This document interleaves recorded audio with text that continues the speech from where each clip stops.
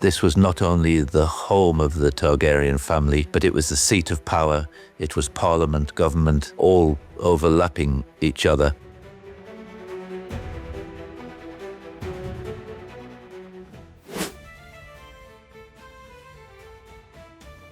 We wanted to give a greater feeling of, more somber feeling, the real seat of power, the sort of overwhelming scale of this royal family, this Targaryen dynasty, reflected in the architecture. So dwarfing the human frame, dwarfing the human soul with the weight of history of the previous rulers. And we decided to do that by carving those statues into the main columns of the throne room.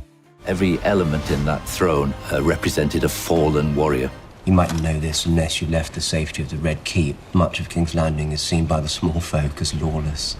This was not only the home of the Targaryen family, but it was the seat of power. It was parliament, government, all overlapping each other. A sense of the Machiavellian atmosphere that people are always being watched, who's talking to who's meeting who. I wanted to design it as a composite set to allow that sort of action to take place. So there's many positions high up, windows near the Tower of the Hand, where he can be looking down, observing what's going on. That slight sense of never being at ease there, always looking over your shoulder. Welcome to Dragonstone, Otto. Your occupation of this island is at an end.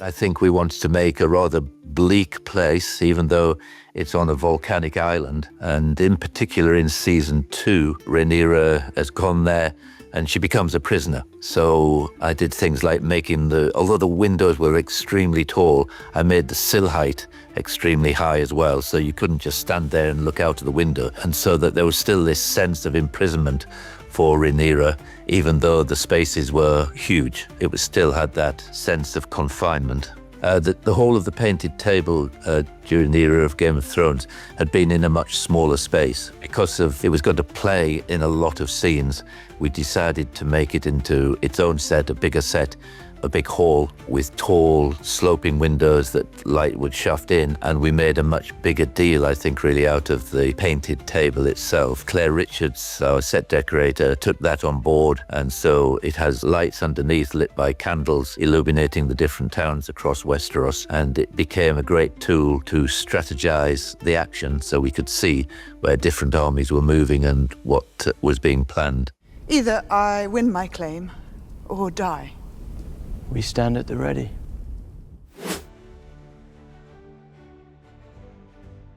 We flew helicopters around Iceland and parts of Scotland, Isle of Skye, but we also went to the Faroe Islands, which are actually between Iceland and Scotland, and it's a land of the most incredible landscapes you've ever seen. It's like 30-some islands, and they are just jaw-dropping, and it feels like Berk. It almost feels too extreme to be real. But amongst those islands, we found an island called Tindholmer, and that is the basis of Berk. We shot it, we scanned it, we got all sorts of reference for things we wanted to add to it. And with the magic of visual effects and some very talented folks, we were able to create what feels like a real place that you could visit today. I think we built as much as we could because it just puts you in that world, and we could.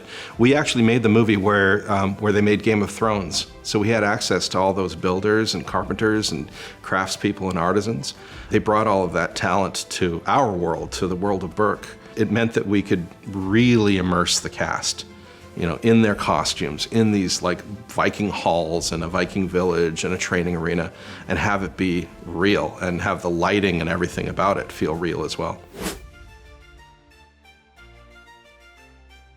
25 years later, not only did we extend sets to a greater degree digitally, but we also used all the new digital fabrication tools, such as computer-controlled cutting machines, water jet and laser cutting. In consultation with visual effects, they prefer to do all the wide shots in the dry. From their perspective, it was easier to put the water in post than it was to put all the architecture in. So we manipulated the boats on the main set in the dry, and then we built a smaller piece about half a mile down the road at the Mediterranean Film Studio, which has an enormous tank. And there we put in the emperor's box with some adjacent seating tiers and did all the wet work for the action of people, falling into the water or underwater cameras in the studio tank. Mind you, the illusion that Colosseum was filled with water was promoted by the waterspout heads of Neptune, which we put into the dry set and had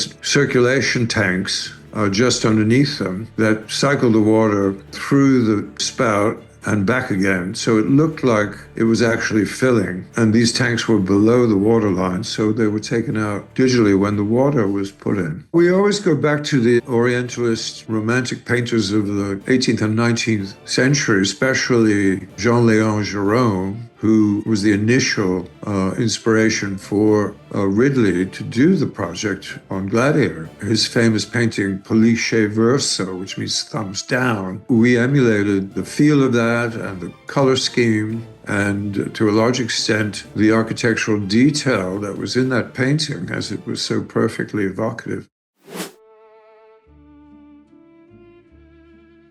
We followed through with the original design of the series in season 1 for everything that was set in Gilead. We did a lot of research of autocratic regimes, and there's always something very stark and very sterile about the architecture, or some very brutalist about the architecture in places like Russia or North Korea or etc. So we were inspired by that.